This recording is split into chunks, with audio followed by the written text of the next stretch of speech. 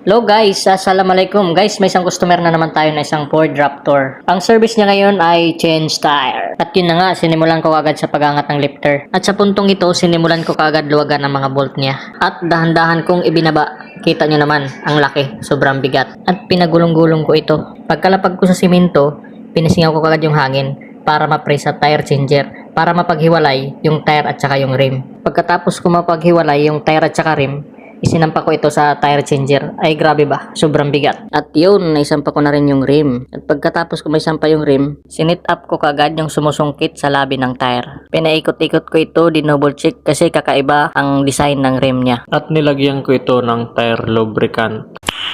Nice. At dito ko sinimulan na tanggalin ang gulong niya. Dinahandahan ko ito dahil napakamasila ng may-ari. Hindi ko kaya tanggalin ito mag-isa kaya tinawag ko si Sir Ivan, nagpatulong ako. Hindi ko to kaya tanggalin mag-isa.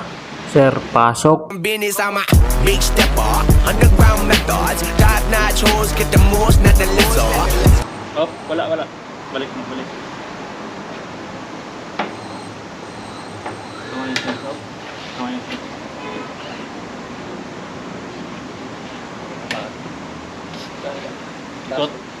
Ikot.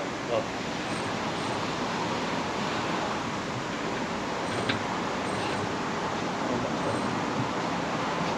Baba muna. Oh. Balik ko ah. Baba mo muna sa konto.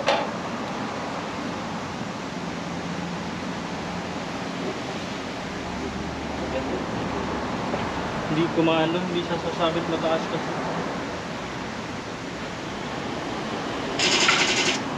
Hindi na nakasabi ko. Sige. Tulak ko. Agad na yan. Dito na siya. Kasya mo. Ito, tanggal na lang ito nga nyo. Ano, ikot? Ano?